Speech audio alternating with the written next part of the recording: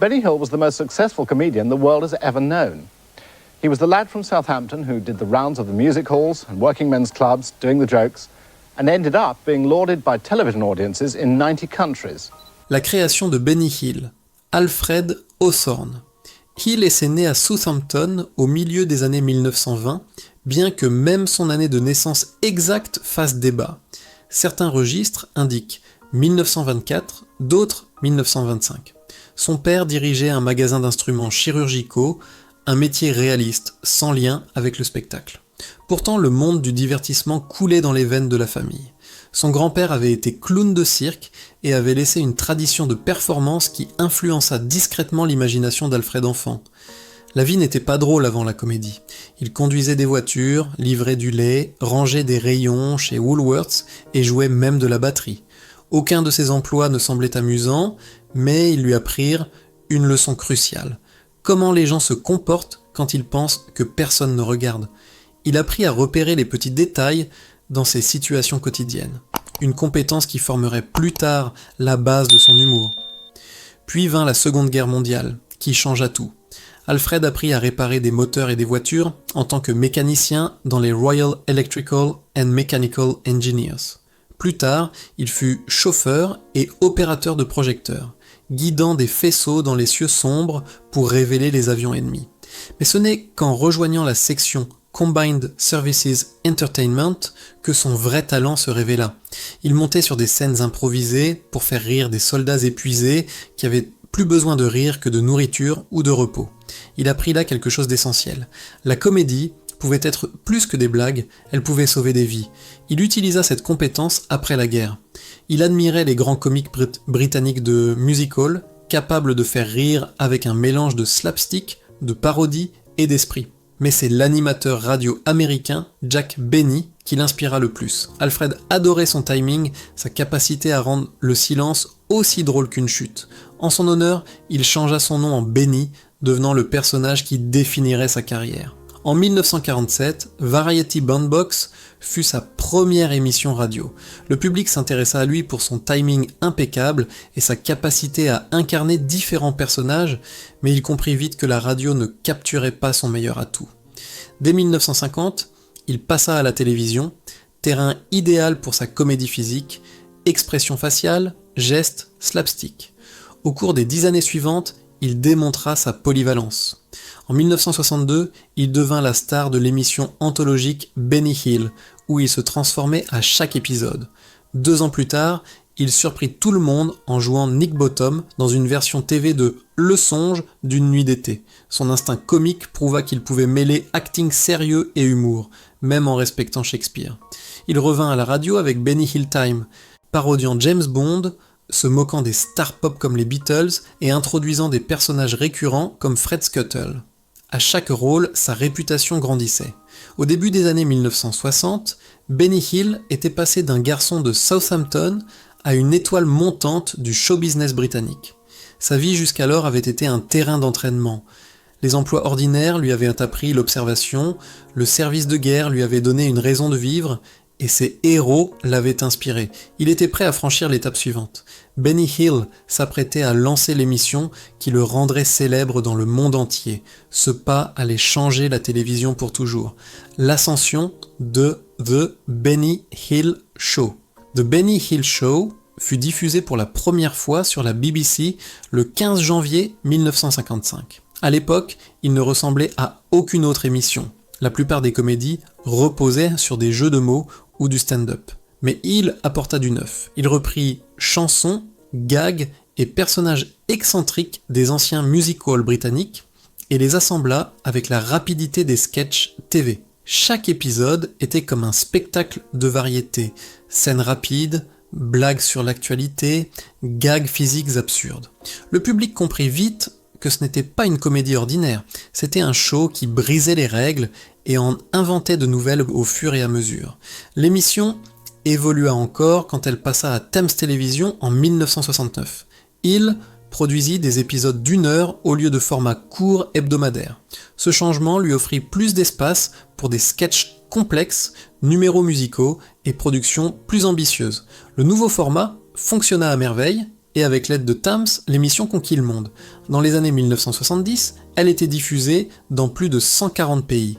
L'humour de Hill, souvent exagéré et visuel, n'avait pas besoin de traduction, que ce soit au Royaume-Uni, aux États-Unis ou en Australie, ses poursuites, chutes et parodies faisaient rire.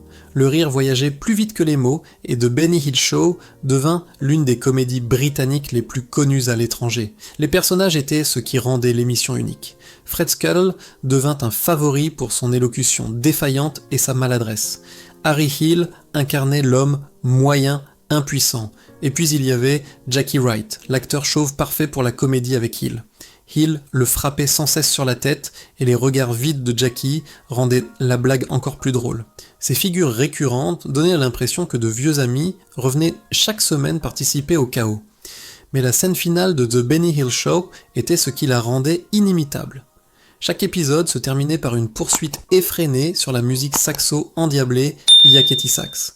Les scènes étaient filmées en sous-crinage, accélérant les mouvements pour un effet encore plus comique. Policiers, infirmières, grand-mères et jeunes femmes poursuivaient Hill à travers parcs, rues et couloirs.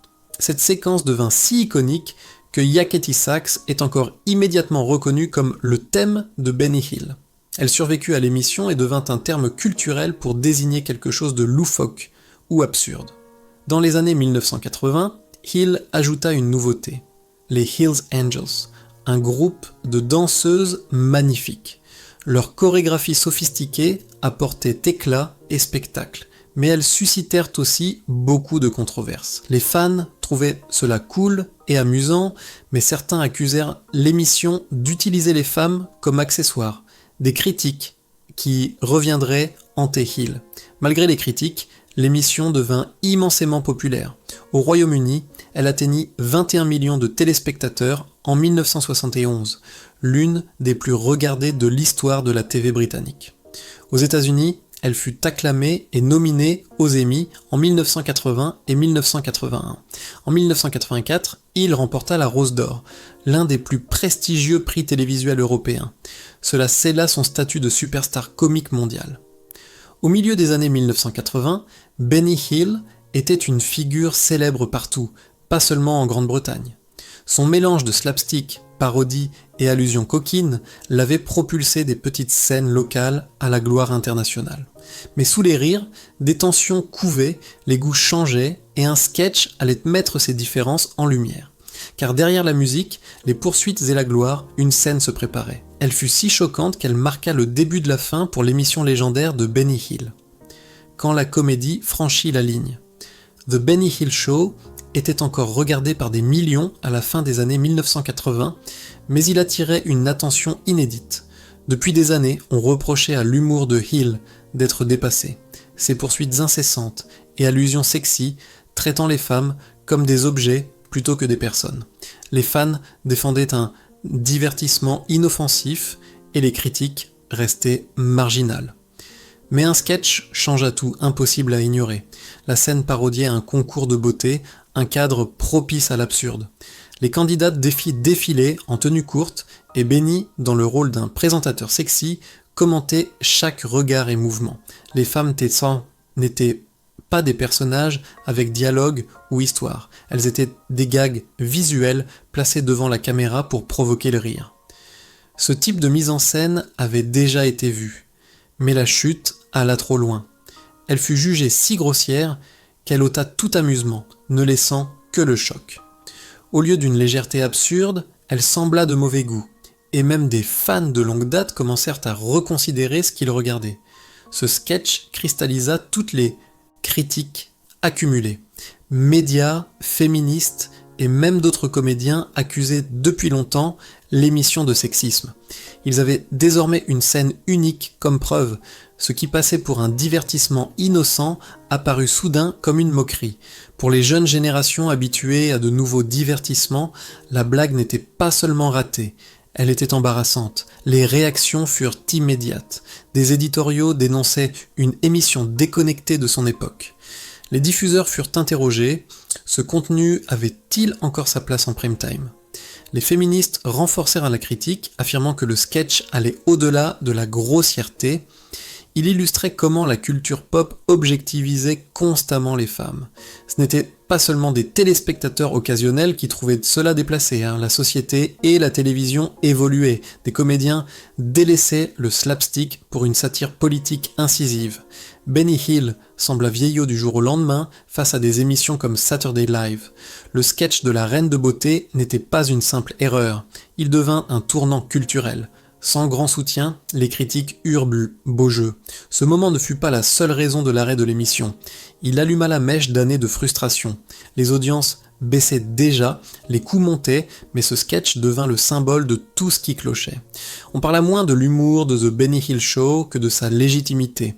Ce fut un choc pour un homme qui comptait plus de 20 millions de fans au Royaume-Uni. Jadis, maître du slapstick, Benny Hill devint le symbole de mœurs dépassées. En rediffusion, on riait encore, mais les nouvelles émissions avaient perdu leur magie quand le monde se retourna contre Benny Hill. Au milieu des années 1980, la Grande-Bretagne changeait, les comédiens alternatifs. Un nouveau groupe d'artistes prenait le devant. Leur spectacle reposait sur une satire mordante, une critique politique et un rejet du slapstick traditionnel. L'une des figures montantes était Ben Elton, co-auteur de The Young Ones et habitué de Saturday Night Live. Sa colère contre les problèmes sociaux et sa volonté de défier l'establishment en firent le visage d'un mouvement décidé à enterrer la comédie old school. Pour Elton, la cible était évidente, Benny Hill. Il accusa les poursuites interminables et blagues suggestives de The Benny Hill Show de perpétuer une société qui objectivisait les femmes et encourageait même des crimes contre elles. Ces propos frappèrent comme la foudre. Pour certains, et c'était une vérité courageuse enfin dite, pour d'autres, une attaque injuste contre un homme dont l'arme était le rire. La réaction fut immédiate. Les critiques lassés des facéties de Hill appuyèrent les dires d'Elton, affirmant que l'émission n'était pas seulement plus drôle, mais nuisible à la société. Pourtant, Hill conservait des défenseurs. The Independent qualifia la critique d'Elton de vaine, Hill étant plus une relique qu'une menace, un homme d'une autre époque. Q Magazine se moqua encore plus de son sens de la justice, comparant ses accusations à blâmer les pianistes pour le braconnage d'éléphants. Ses soutiens estimaient absurde de lier un sketch comique à la violence réelle, et que la comédie ne devait pas être tenue responsable de crimes hors studio. Mais la marée culturelle tournait. Ce qui était drôle et innocent semblait grossier sous les projecteurs des années 1980. On questionnait les rôles de genre, l'équité, la représentation, et la TV devait suivre. Des blagues qui faisaient mouche dans les années 1960 paraissaient datées, voire offensantes. À l'époque, les sketchs brisaient les codes. Désormais, ils semblaient prisonniers des leurs. Le Broadcasting Standard Council donna du poids au débat. Les régulateurs affirmèrent que ce qui passait pour amusant était désormais jugé à l'aune morale. Voir des femmes à demi vêtues, poursuivies à l'écran, n'était plus drôle. C'était une image à bannir. Hill faisait encore rire dans le monde via les rediffusions, mais en Grande-Bretagne, les critiques couvraient les applaudissements. Les dernières années de The Benny Hill Show furent marquées par ce choc des styles. D'un côté, un public mondial qui regardait pour le rire. De l'autre, une comédie américaine devenant plus intelligente et politiquement consciente. Benny Hill était au milieu de la tempête. Acclamé à l'étranger, critiqué chez lui, son style, sa plus grande force, devint la raison pour laquelle on voulait son départ. À mesure que les plaintes s'amplifiaient et que les coûts de production grimpaient, Thames Television dut prendre une décision qui mit fin à l'une des émissions britanniques les plus populaires.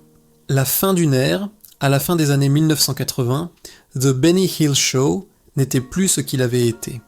À l'étranger, on regardait encore et riait des poursuites accélérées et sketchs absurdes. Mais en Grande-Bretagne, les audiences montraient autre chose. Moins de téléspectateurs chaque semaine, les jeunes passant à des formes d'humour plus modernes.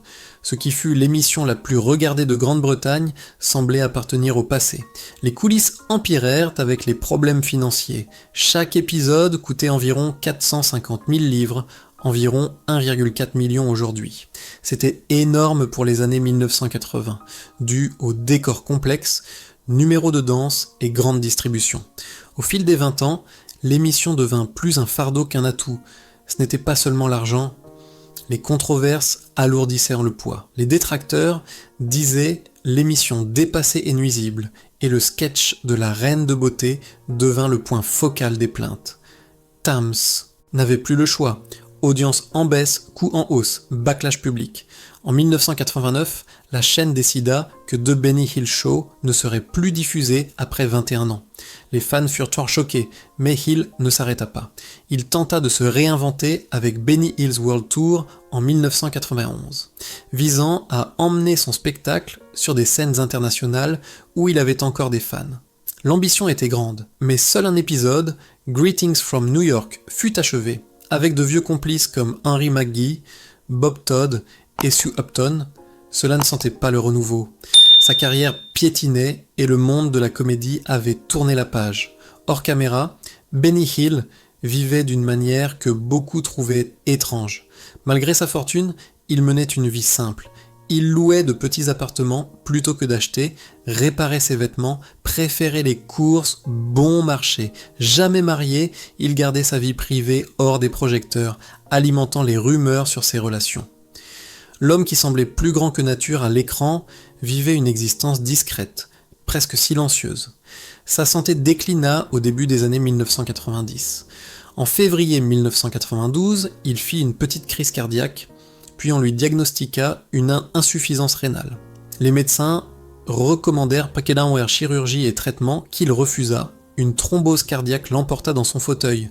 Le 20 avril 1992, il avait 68 ans. Tragiquement, une nouvelle offre d'emploi arriva le même jour, trop tard pour qu'il la voie. Voilà l'histoire de l'ascension et de la chute de Benny Hill. Si vous avez aimé, n'oubliez pas de liker, partager et vous abonner, et cliquez sur la vidéo suivante qui apparaît à l'écran.